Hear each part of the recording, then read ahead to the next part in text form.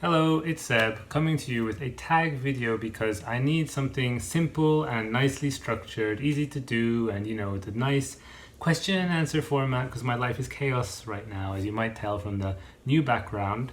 We've moved house again. We're in a new little flat now.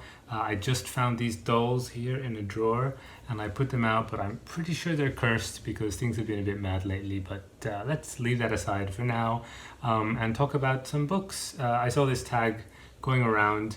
Apparently it's a very old tag with a sort of going through a resurgence right now. But I thought it sounded pretty fun, so I'm just going to keep looking down here at the laptop where I've got my questions. Don't worry, I'm giving you my full attention. But number one, are there any books you started this year and need to finish? Not really. I mean, like there's some books that, like Ulysses, when I started really reading James Joyce's Ulysses, I thought that would be the kind of book that I definitely want to finish this year because it's like just after the centenary. But I don't know, the centenary of the book, I mean, of its publication. But yeah, like I'd only read like a few like pages into it and I was like, this probably isn't going to happen this year. It's probably not the right time to try and do this whole thing because it would mean dedicating a lot of my reading life to it or just sort of skimming through it and not getting a lot of it in my brain. So yeah, I've kind of decided to slow burn / DNF temporarily that one for a bit. I should show these to you, shouldn't I? I have them here. Like this is Joyce. The Ulysses, nice, big and chunky. I just got it out again from the library. Here we have And the Weak, Suffer What They Must by Yanis Varoufakis. This is one that I've been reading for ages, but I really thought I would read this year. But yeah, that's kind of accepted that's not going to happen. There's nothing I feel I need to finish because I don't have that kind of pressure going on right now. But like this one, The Silent Cry by Kenzaburo Oe, like I would really like to finish this one. This one I've also kind of DNF'd because like, I don't know, it was like dredging through a swamp but it's one that like maybe it wasn't the right time or maybe it's just not the right book for me. But I really want to go through this one and like feel that I've read it.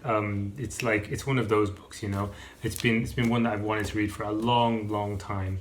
So yeah, I'd like to get through that one. I'm gonna get back into that for sure very soon. So hopefully I will. I've already read like more than half of it.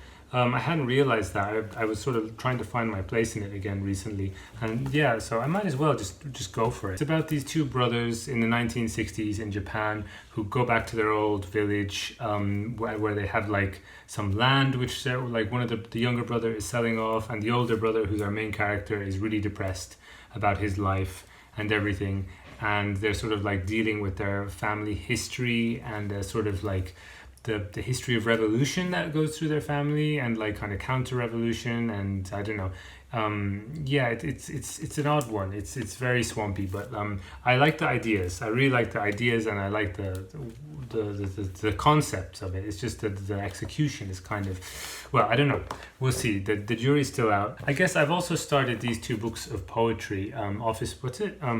Only in the Meantime and Office Poems by Mario Benedetti. This is actually two collections of poetry, like in one volume. And then The Black Heralds by Cesar Vallejo, which I've read most of before, but many years ago. And so, yeah, I want to kind of go through it again properly. They're both like bilingual books. They've both got Spanish and English on both for each poem. And yeah, like I kind of want to, like try and brush up on my Spanish a bit, but also not spend too long in this because I've got other Spanish language material up there. And yeah, like I just find the poems that I like. I'm not enjoying Mario Benedetti so far. It's the first time I've read his poems and it's not going great. But they're from the 1950s, so like maybe his later stuff is just better, like maybe it's too early on. And I kind of like flipped ahead and saw a few poems from the second collection, Office Poems, and they seemed already like, just from the layout on the page was a little bit more, I don't know, really much shorter lines, which made me think that like the first part is really abstract and long. And anyway, I'm not enjoying that so much, but I want to get to the second half and finish it. This is amazing. This is like dark and depressing and like sort of like violent, impossible imagery, and like, but also like rooted in Peruvian life. It's kind of surreal as well, and like kind of lots of exclamation marks and like staggered pauses. It's sort of like gasping for breath. It's great. I love it. But yeah, I want to finish both of those before the end of the year. Let's move on, because this is going to be a long video otherwise. Question 2. Do you have any autumnal books to transition to the end of the year? So yeah, I'm not exactly sure what this means. Like autumnal, does it mean autumnal like coming to an end, just that? Or does it mean like the season, specifically autumn? Because like we're well into autumn, and maybe this tag is meant to be done more like towards the end of summer. I feel like kind of my transition-y into the autumn period books I've already done. Like that was Pedro Paramo, which I have up here.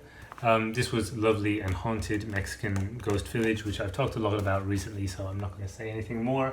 And then I read these, I read all these horror manga after Halloween. So 2 books by Ito Junji. Sensor, this is like a long like novel form manga, which is like kind of, it's like, he's really bad at writing long stories. He's really like kind of used to writing just short stories. So even when he writes like novel length stories, they're just kind of like threaded together little adventures, which sometimes actually works really well. In this one, it was just like a collection of like ideas that didn't gel, and that at the end he sort of apologizes for it and afterward, where he says like, yeah, my editor did a good job of making this all make sense at the end.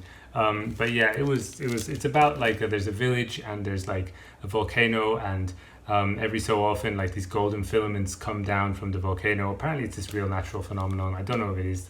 The way he's described it in the book convinced me. But yeah, they call it like angel hair in this village, and apparently it gives them sort of telekinetic powers, and it's cosmic horror like H.P. Lovecraft stuff. And really promising beginning and some really interesting ideas in that huge mess. But yeah, not great. And then Liminal Zone, the Liminal Zone, 4 manga like put together to make up a book, and this was much better. Not everything landed, but like some of the stories in this one were like he just works better when he's writing shorter formats, basically. There's a lot of stories, so I won't go into them all now. I can't think of more like transition-y books. Like Christmas for me is also spooky time, also like good for ghost stories. Like I want to read ghost stories at Christmas, so that also like I guess enhances the transitional element of the horror stuff. But anyways, 3, is there a new release that you're still waiting for? I think this means like is there a book that's coming out before December that I'm waiting to like buy or something? I'm not usually someone who waits for releases to come out unless it happens to be a writer who I'm mad about. Like last year there was one book in the whole year that was Bitter Oranges by Joko Alharthi, and yeah, I was waiting for ages for that one to come out, and when it did I was so happy. It was amazing, I loved it. And this year the one I've been waiting for is Mild Vertigo by Mieko Kanai, and it did come out, but I haven't had a chance to read it because it came out like just at the time that I was moving to a different continent. So that is something that I'm still waiting for, in the sense that I'm waiting to read it, and I don't know, if it would be great if I did read it before the end of the year. I don't really know anything about it or what it's about, except that it's by a writer who I revere, and I did read something. It's like about like domestic, mundane housewife in Japan kind of life. That's all. I think her name was Natsumi. That's all I know. Question number 4 asks for 3 books you want to read by the end of the year. I've got like 2 hard rules basically when it comes to books that I have to read by a certain time. I think 2, yeah. One of them is Tove Jansson.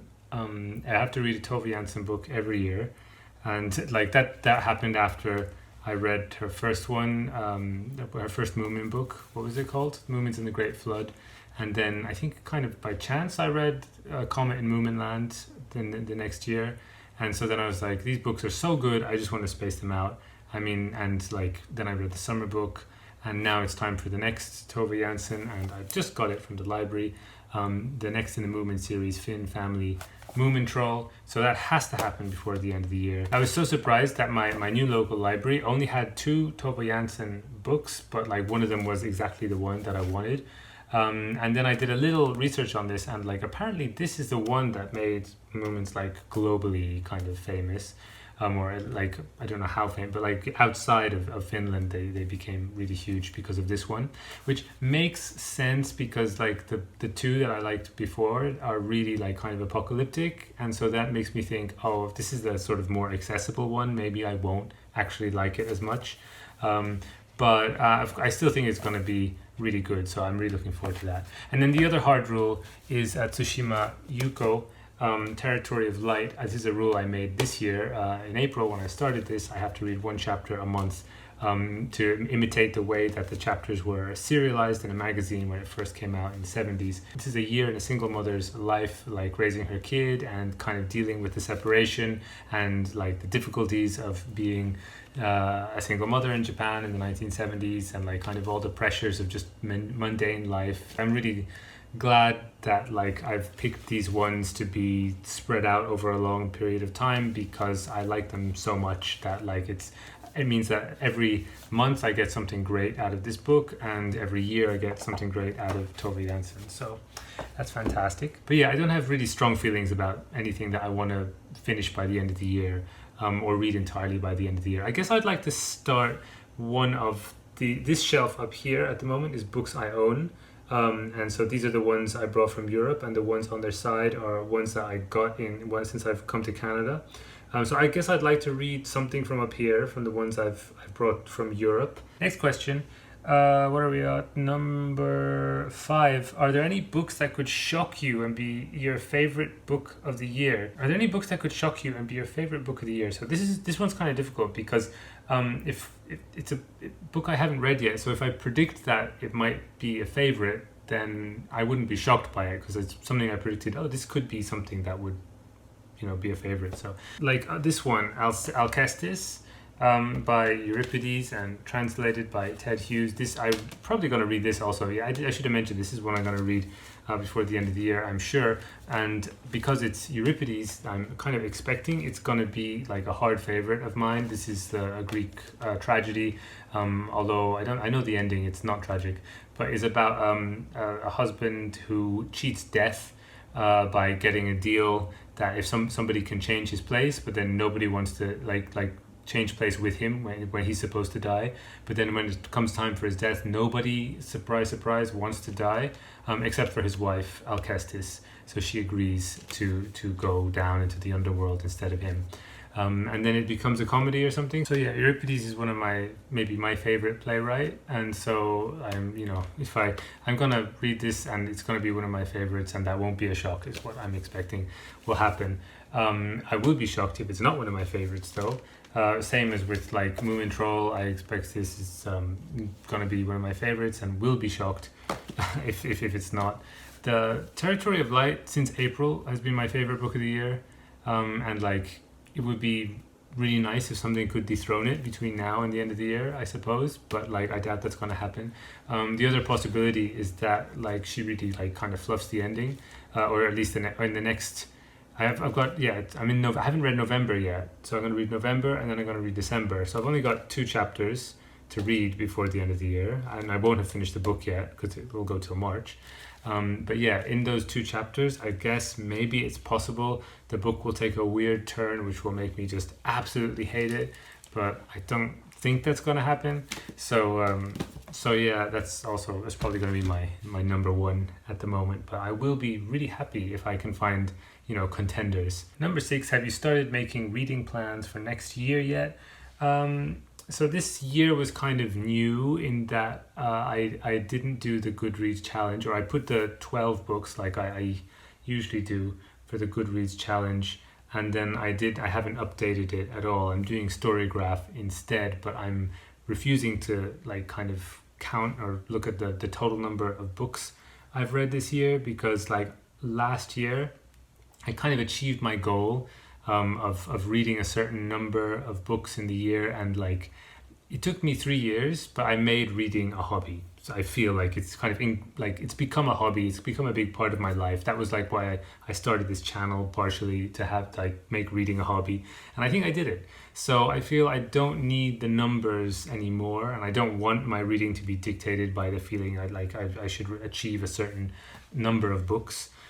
So I'm resisting the temptation to look at how many books I've read this year. So yeah, it's not really a plan, but I guess I'm going to repeat the same style that I did this year for next year, unless I don't know, I have a weird change of heart. And then what else? Yeah, I've got the Territory of Light chapters, and that's I guess the only kind of plan I have going into the new year regarding books.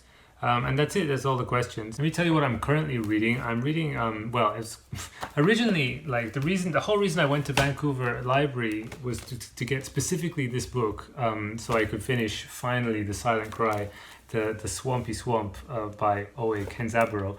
And then, of course, I picked up a whole bunch of other books while I was there, which I did a little video on.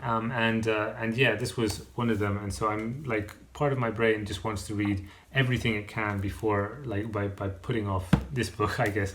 But yeah, like I just felt like reading Natsume Soseki, and this is the stuff that he wrote when he was just kind of a scholar who got sent to London, and he didn't like his time there. He was 2 years in London, and he wrote letters, and he wrote fiction, and he wrote like little diary entries, and this is a collection of those.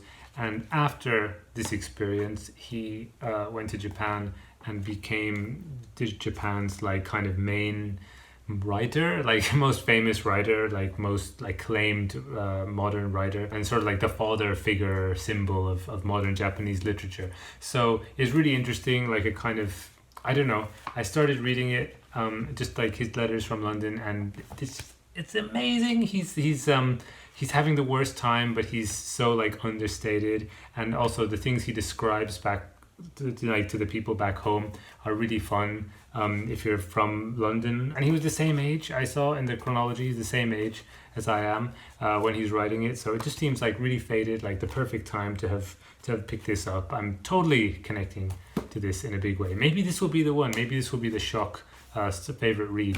Now that I think about it, yeah, I've only just started it. I haven't finished the first letter yet, but it's fantastic. I think I will leave it there. Thanks very much for watching. I will probably update you a bit more on my life situation in the next video. I hope you're reading some nice books. Let me know what they are, if you've got interesting reading plans before the end of the year. And let's keep chatting down in the comments. Catch you later. Bye bye.